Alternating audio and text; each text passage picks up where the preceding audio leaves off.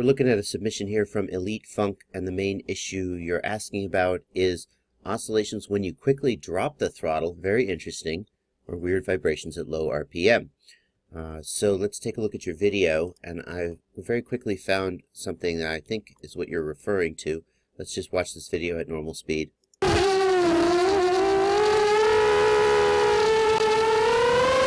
And I don't know how well the screen capture software will pick this up, but you can see in the high def video there's just a ton of vibration. It's surpassing even what you might call jello, and moving to just I don't even know what to call it. So I'm now going to zoom out on your gyros, and let's see if the gyros agree. And the gyros do not agree. The gyros look very clean. So is this just the power of filtering in beta flight? Maybe so. Hang on. Let's just look for gyro. I think it's gyro LPF. Yeah, so you've got gyro LPF at 188. Oh, they're always changing the names of things in beta flight. Let's see. Soft gyro LPF hertz at 60, and D-term LPF at 0. I guess it's possible. We can't rule out that this is, your high def camera being a little bit loose and picking up vibration that's not really there, but I doubt it. So there's so much noise in the high def video.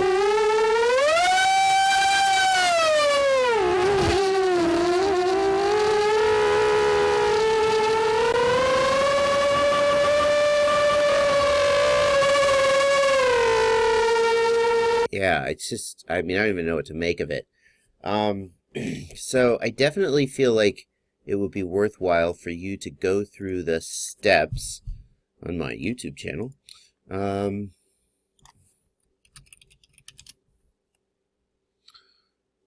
steps in this video, troubleshooting quadcopter vibration, and see if any of your motors are out of balance, and maybe I assume you've had a fresh set of props on since the last time that you were, while you were troubleshooting this issue. So I assume it's not going to be like new props, or even if you haven't changed your props, because I know you are using the dowel props and they do last a while. If you haven't changed your props, put a fresh set of props on, all 4 new ones. Even if they look perfect, they can sometimes be a little bit wonky or out of balance. The dowel props can get bent and still seem to fly okay, especially if you're flying on triples, which I don't think you are. You said you're a dowel 5045 bullnose. But definitely, if you haven't, try putting a new set of props on, and just look for on the bench. If you can safely do it, spin your motors up on the bench with the props on. The guideline I give it in this video is about 0.03 or less with the prop off is great, and up to about 0.10 with the prop off may be acceptable. And I would say with the prop on, below about 0.20 or 0.25 is good, and more than 0.5 it would be bad. So those are some baselines you can use. Definitely be careful. Restrain the copter if you're going to spin the motor with the props on. Find a way to make sure it's not going to fly away. If you really want a safe way to do that, one way to do it is to actually switch your motor directions. That may be easy or hard depending on how you have things hooked up. Switch the motor directions, put all the props on upside down, and switch the props from, pusher to reverse, or reverse to the other way. Switch, left to right, right to left. So the clockwise props are on where the counterclockwise props usually are, and vice versa. You got all that? And what will happen then is that the quadcopter will be actually thrusting down into the ground, and that's actually a safe way to spin the motors up without actually, worrying that the copter is going to fly away. And then you can spin the motors up, and you can see how much vibration there is very easily. That's more trouble than many people are willing to go through, but it's just a tip I thought I'd share with you. So definitely look for vibrations. But let's go ahead and look at your tune. Now we don't see a ton of noise in your gyros. That could just be awesome filtering, because we definitely see a ton of vibration in your high def cam. So here at the beginning, when you're at low throttle, you see how the D term is sort of very active here. That's just low frequency harmonics. Don't worry about that. As soon as the motors spin up, those will go away. That's not a problem that you need to worry about most of the time. We're seeing some D-term kick here is what this looks like. That has to do with whether it's getting delta from the gyro or from the stick, and that's not a problem either. It could, yeah. I'll just confirm that that's D-term kick. I'm surprised you're not doing very abrupt stick movements, but if it's D-term kick, it will correspond with the it will correspond with the steps in the RC command signal, the little shark fin things. Yeah, and it does. Okay, so that's just D-term kick. D-term kick, some people don't like it. It's not inherently a problem, though. As you raise the throttle, we see some P-term oscillation here. That's not a problem as long as it's happening only at more extreme flight conditions, and as long as you're okay with the amount of oscillation that you're seeing in your high-def cam. Now, you're seeing vibrations, but it doesn't feel to me like they are P-term oscillations. P-term oscillations have a very regular sinusoidal appearance, right? And what you're seeing is kind of a much higher frequency, first of all. P-term is medium frequency, not high frequency. The vibrations you're seeing are very high frequency. You guys, I want you to notice that, see how we got P-term oscillation here, right? And notice that it changes magnitude here. It gets smaller, but it's at a similar frequency. Look at the distance between the peaks. That's the frequency that it's at. Notice that the frequency is kind of the same. The frequency of P-term oscillation, well, there's a whole school of theory about frequency of P-term oscillation and so forth. And I'm not an expert in that, and so I may say something here that is slightly off. But the frequency of P-term oscillation is at least, I'll hedge my bets by saying it's at least partially a function of physical characteristics of the system. So these oscillations here, even though the magnitude is changing, when the P-term the P gain is high enough to cause the P-term to oscillate, we should see a relatively consistent frequency of oscillation. The magnitude may change, but the frequency will be consistent. And that's one of the signs that you've got P-term oscillation as opposed to some other kind of noise. And again, if you go through this file, well, here the P-term is surging here, but we're not so much in a mode where we've crossed over into hard oscillation. So here the frequency is a little different, although the P-term is still, I would say the P-term is still sort of working there, but not like oscillating. One of the things to look for if you've got excess vibration or noise is excess D-term activity, and we don't see that here. The D-term is relatively docile. We have some high frequency stuff coming out here. Let's take a closer look at that.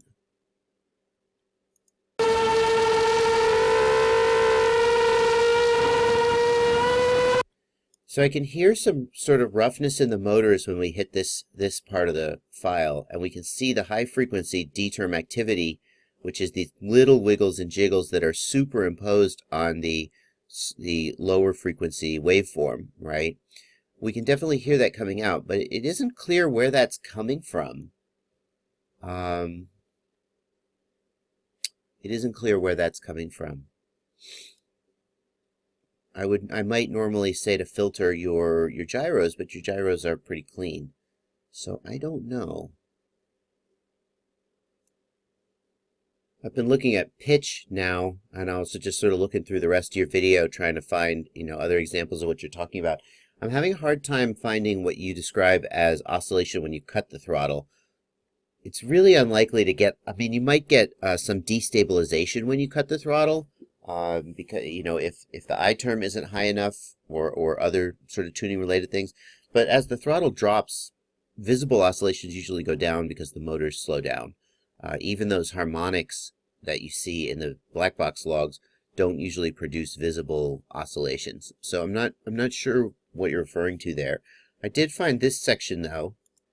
And again, you can hear it in the motors and you can see it in the Blackbox traces.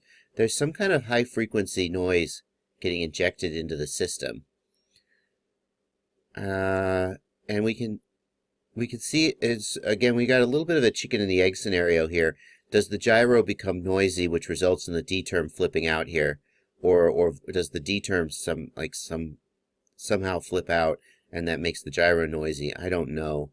I wonder if you might get good results from adding a little bit of D term filtering.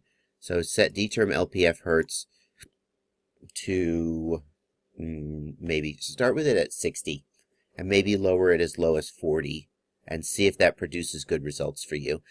Because what I'm seeing in the high def cam is consistent with noise in the system, and the fact that the gyros look clean. I can't, by the way, here you are at full throttle and very almost nothing to speak of here. This is really decent. You might raise P gain a little bit on pitch even if you wanted. It looks like P is a little softer than roll because here we are at high throttle and we don't see any oscillation at all.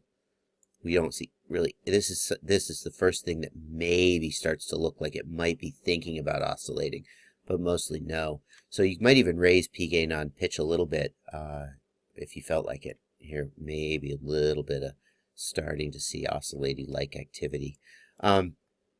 Anyway, so the fact that, we see what looks in the high-def camera like noise, but we don't see that in the gyros very much.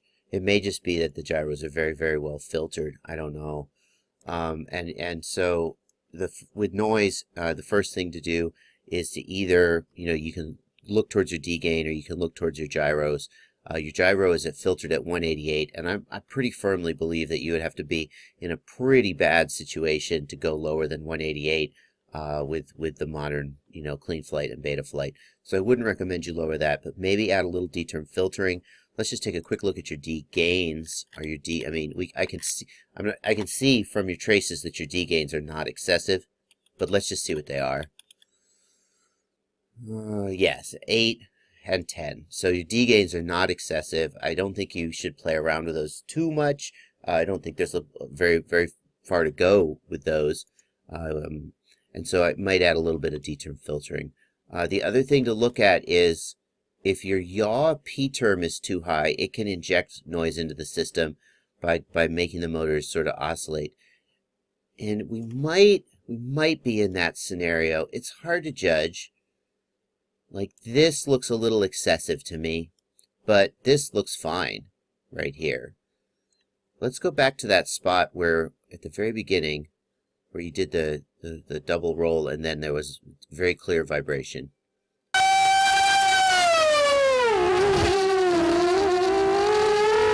Right here, there's this very, very clear vibration. I wouldn't say that that looks excessive. The magnitude of these P-term spikes on yaw does not look excessive to me. Let's see what happens at a high throttle. Here you are at max throttle. And again, maybe a little on the edge. But I don't think that's enough to explain what we're seeing. Nevertheless, it might be prudent to play with your yaw P gain. With the yaw P gain of 9, almost 10, 9.9, you try taking that down to like 8, maybe, or even maybe 7. 7 might feel a little bit soft to you. And just see if that clears up the issue, and that'll help point out where the problem is. But when you find what's causing it, it's going to be really obvious because these vibrations are, it's just a lot of vibrations. Another thing you could do is, I don't know if your camera is hard mounted or if it's soft mounted, but you could try to put a little vibration isolation on the camera. I'm not a fan of the bobbins. I used to use the bobbins with the heavier cameras like the Xiaomi Yi and the GoPros that a lot of people are flying. The bobbins are less, well, they're effective at vibration damping, but they're less effective at keeping the camera on the copter when you crash. So I'm not a huge fan of those. They also are a little sort of bulky. I think most copters these days, especially on 5-inch props, can get away with maybe a little bit of high-density foam or neoprene or something like that as padding, but that might help your situation if you're not already doing that. So that's my thoughts. Try lowering yaw P, although I don't think that's the issue, but try it. It might help a little. Try changing your D term LPF hertz That would actually be the first thing I would do in this scenario. And then the other thing I just thought of this is try changing your gyro LPF to off and see what your gyros look like, and see if your copter is noisier than the filtered gyros are letting on. See, it looks a little noisy for gyro LPF. These lines are a little thick, but it shouldn't be a problem. But hey, you know, if you turn off gyro LPF and these lines look super thick, then you have a noisy copter, and that's why you're getting the vibration. It looks like it's flying great is the thing. It's just that your video is a little shuttery. In fact, I'd be surprised if you could even see this in your FPV cam. So maybe just a little vibration isolation on the high def cam will clear up your video, and then you'll be good to go. All right, hope that's helpful. Happy flying.